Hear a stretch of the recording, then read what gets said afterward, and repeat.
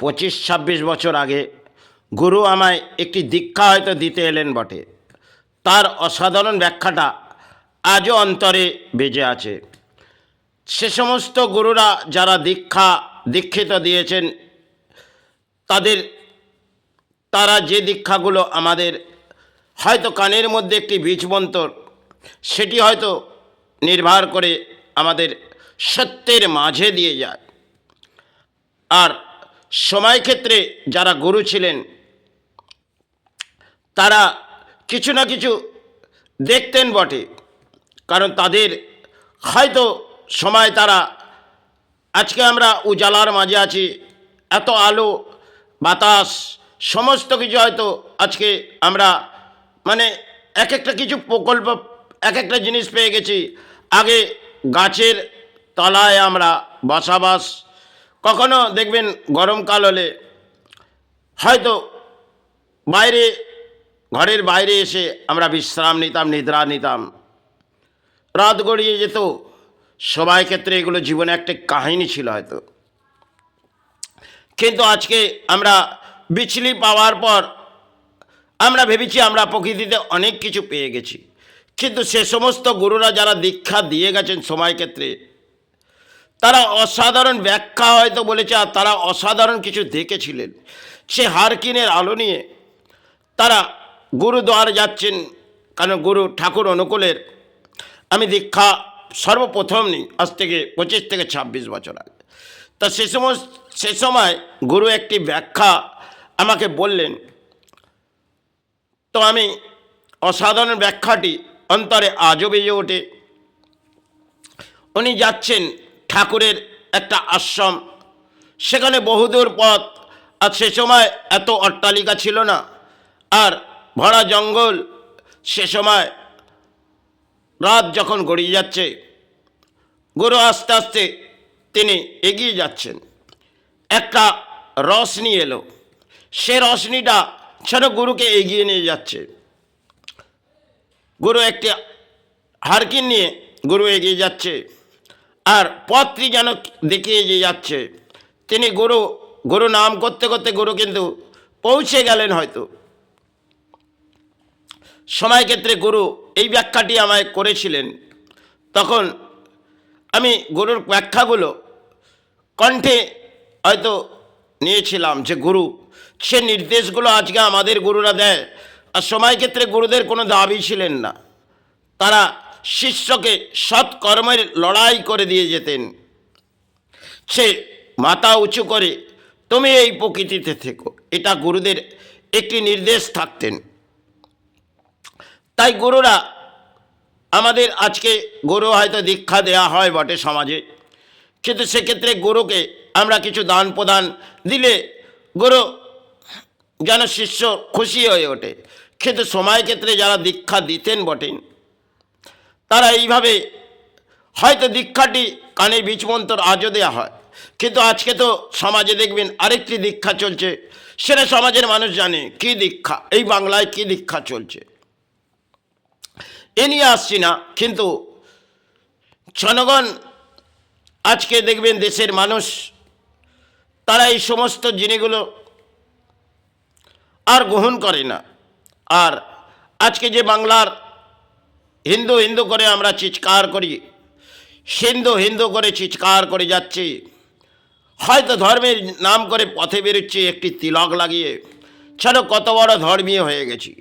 এই তো সমাজে একটি খেলা হয়তো খেলছে, কারণ সমাজ লোটো।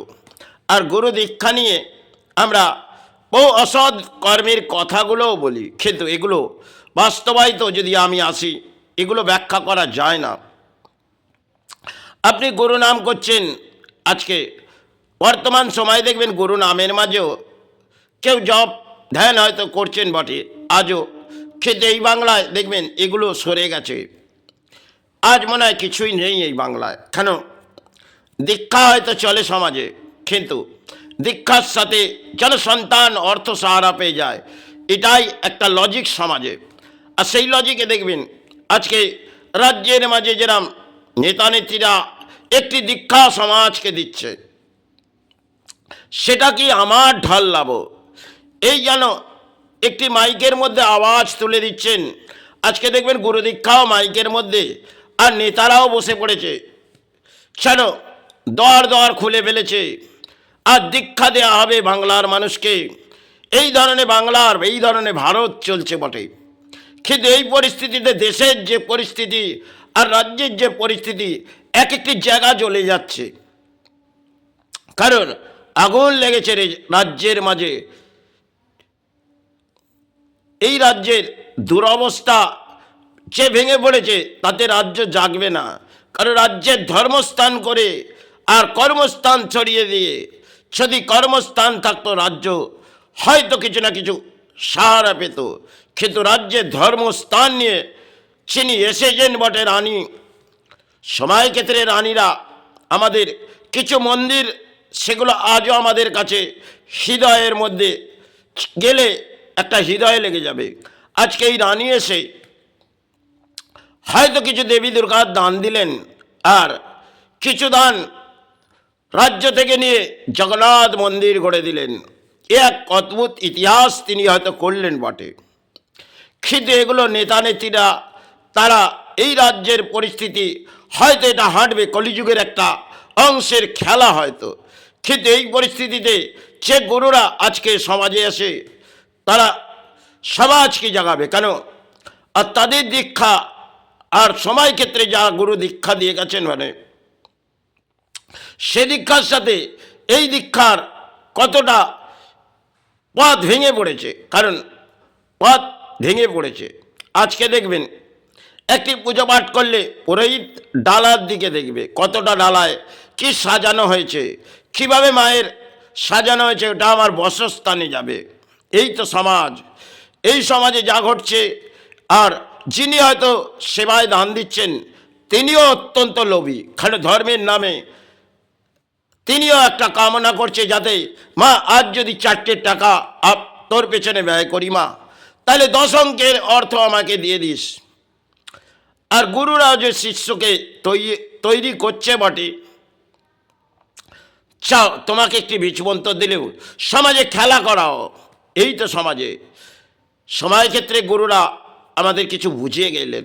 আজ আমরা এত উজালা এসে গেছি, হয়তো এই 80 জীবন পাচ্ছি, তাতে বসে বসে কর্মস্থান রাজ্যের মাঝে দেখবে বহু মানুষ। আর রাজ্যের যে দুরবস্থা,